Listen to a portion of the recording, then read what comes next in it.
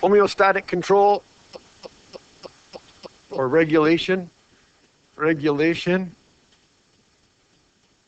of blood glucose levels. Blood sugar, basically. Glucose levels. Blood glucose levels. All right. And again, we're going to make two charts. Maybe what I'll do this time is I'll do the top chart first so you don't get confused.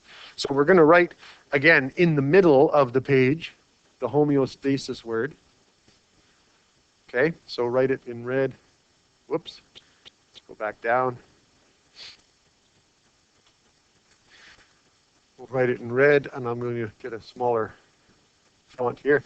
All right, so homeostasis, I'm going to write it down near here, but don't forget, you're in the middle of your page because my page doesn't have anything below. So homeostasis is keeping the blood glucose level. So in this case, we would say that blood glucose is somewhere around 90 milligrams per 100 mils of blood. And again, that number isn't something you have to worry about memorizing. It's just to give us some idea of the fact that there is a sort of a set point, the place where it likes to be. Now, it's quite normal, of course, in all of these cases for the glucose blood level to fluctuate slightly. But of course, as soon as it does fluctuate, these mechanisms kick in to bring it back to normal, right? And why do we need blood glucose? Well, that's a pretty obvious one. We just went through a whole unit on glucose metabolism. It's one of the main sources of energy for cells, creates ATP. But of course, too much of it creates issues. Many people have issues with their pancreas not producing enough insulin, which is likely, there's two ways it could be a genetic thing, where you don't have the proper gene with the proper instructions to express the proteins needed to make insulin. Or it could be an induced thing, where you basically, because of your lifestyle choices and your eating habits, you've sort of pushed your body to the limits. You've exhausted. What happens is your cells become resistant to insulin. So we'll talk about that after we see the pathway. It'll make more sense when we see what's going on. Okay, so we'll do the top part of the page first. And so we'll talk about rising. What color was that in the last video? Green? Okay, we'll stick with green then. So rising glucose levels.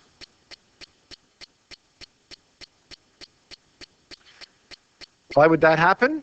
Well, primarily because you've eaten. You've just had a big meal full of glucose or full of nutrients that can be broken down into glucose by your cells, right? Or by your intestines in your stomach. So it's absorbed into your bloodstream and the levels go up. Another reason why you might have high glucose is if these mechanisms aren't functioning properly, right? If that's the case, though, we have to intervene, again, with medications and with artificial responses. So this stimulus affects the pancreas. And the pancreas is going to secrete insulin. So let's put it secretes insulin. Secretes insulin, which is the hormone involved here. That was on our list from yesterday, too.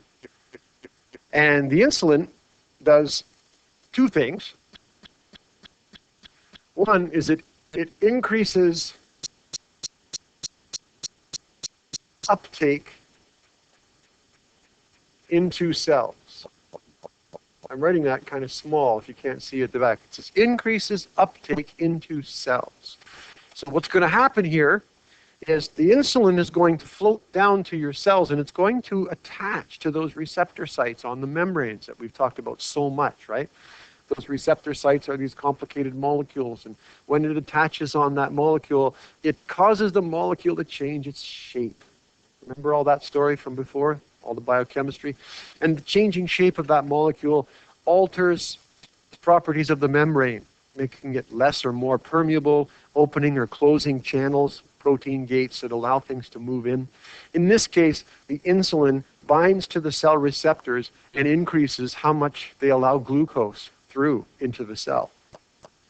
So if you're uptaking glucose rapidly into cells, where it can be then broken down into pyruvate, right, and then shuttled to the mitochondria and made into ATP, you're going to have less in your blood. It's being absorbed into the cells rapidly, so that would bring the blood levels down. The other thing it can do is it can go to your liver. It can, the insulin signals the liver. Now you have too much glucose, so it tells the liver, we don't need all of this glucose, so store it. Stores glucose as glycogen. It makes that starch that we talked about, glycogen, out of linking all the glucose molecules together in that polymer, right? And that's basically our body's, one of our body's main storage mechanisms for glucose. Glycogen is usually short-term storage, and it's usually, because it's very easily broken back down again. It's just glucose polymer, right? And so your muscles can use glycogen fairly rapidly. Long-term storage of glucose is involved in fats. And typically, that's kind of a whole other mechanism, a whole other system. I guess if you had chronically high glucose levels, the pancreas would be secreting insulin like crazy. At some point, the liver would also, or at least the result would be that you'd get more fats being stored as well, right? But in this case, we're talking just about the glycogen.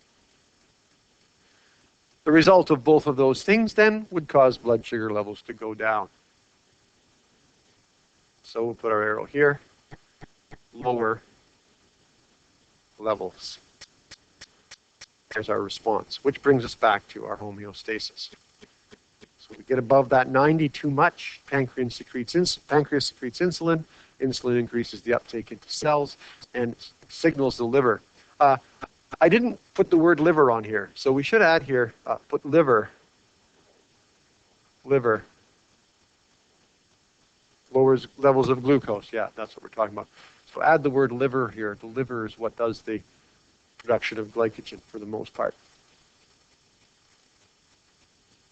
All right. Then, if we go down to the bottom, can I move now? We all caught up on this one? Okay. So the other option, or the other thing that can happen, is what happens if the sugar levels drop. So we'll go back to our blue color. So in this case, we'll run this way, and we'll put lower levels of blood sugar. Lower levels of blood sugar. And then that would be the stimulus. Again, it would affect the pancreas. So we'll put the pancreas in there.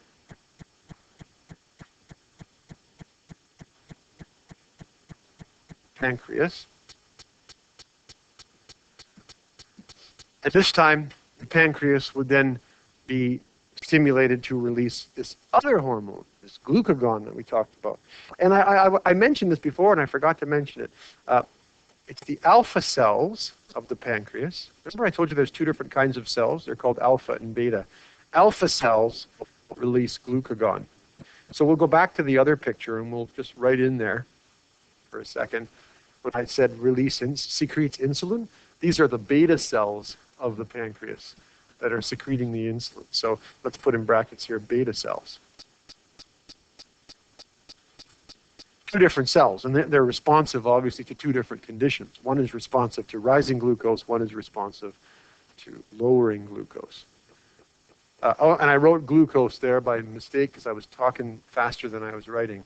They release, I'll rewrite that word, it's not glucose, it's glucagon. That's the hormone. I'll write it down below bigger.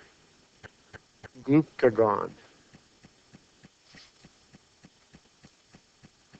That was on our list from yesterday too, I believe. Now glucagon, but it basically only does one thing.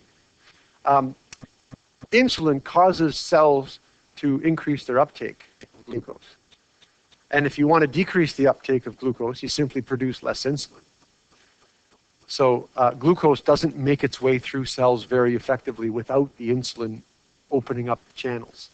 So glucagon doesn't change the cell's uptake of glucose. Basically, without insulin, it's effectively off anyway, right? So what glucagon does is it affects just the liver. And this time, since we're talking about lowering levels, it signals the liver not to make glycogen, but to break down glycogen, metabolize glycogen, to produce glucose, which can be then added to the blood. Break those polymers down.